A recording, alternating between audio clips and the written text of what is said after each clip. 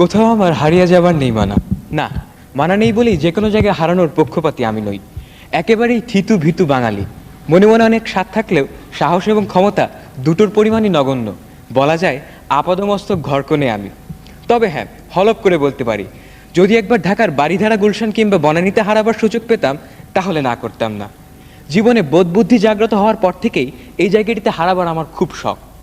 রবীন্দ্রনাথ যদি প্রকৃতিপ্রেমী না হয়ে হতেন আমার মতো নিরেট বৈষয়িক আর জন্ম নিতেন আমাদের যুগে, তাহলে মনে মনে না হারিয়ে তিনি নির্ঘাত হারাতেন গুলশান বনানীতে আর লিখতেন, দেখা হয়নি এই চক্ষু মেলিয়া, শিলাই দহ হতে শুধু বাড়িধারা আসিয়া, জুতোর উপর আছে এখানে হীরক বিন্দু বিন্দু।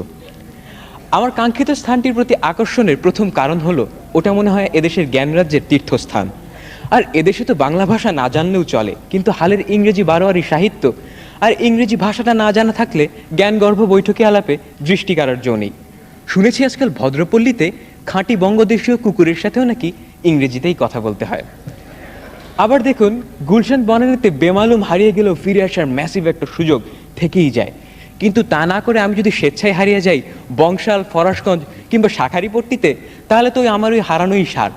আমৃত্যু সে অন্তহীন গোলক ধাঁধায় যতই পথ খুঁজবো ততই হারাবো। খায়েশ করে এত অল্প বয়সে অমন নিষ্ঠুর মৃত্যুকে কেই বা মাথা পেতে নিতে চায় বলুন? আসলে ঢাকা শহরের সুন্দর যা কিছুই আমি দেখি তাই পেয়ে যাই গুলশান বাড়িধারা আর বনানীতে। এর প্রসঙ্গে একটা গল্প বলা যায়। এক তরুণ ডাক্তার নির্জন পার্কে তার প্রেমিকার সাথে মিষ্টি মধুর আলাপ করছিল। তরুণীর হাত ছিল সে ডাক্তারের হাতে, আর তরুণীর হাত দুটো ছিল নিখুঁত সুন্দর, শৈল্পিক।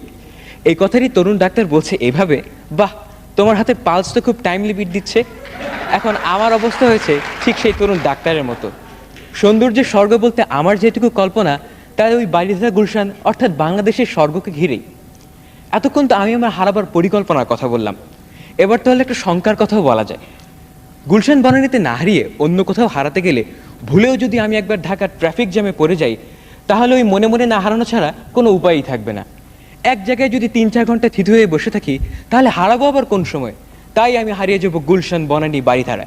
এদিকে আসতে হলে বড়জোর উত্তরা কিংবা ডিওএইচএস, মহাখালী পার হতে হলে আমি বাপু ঘরেই বসে থাকবো, অত হারিয়ে কাজ নেই। এর চেয়ে আমার কল্পনায় ঢের ভালো, কেননা আমার মতন অক্ষম এক বাঙালি যুবকের ওখানে হারানো হবে না। সবাইকে ধন্যবাদ।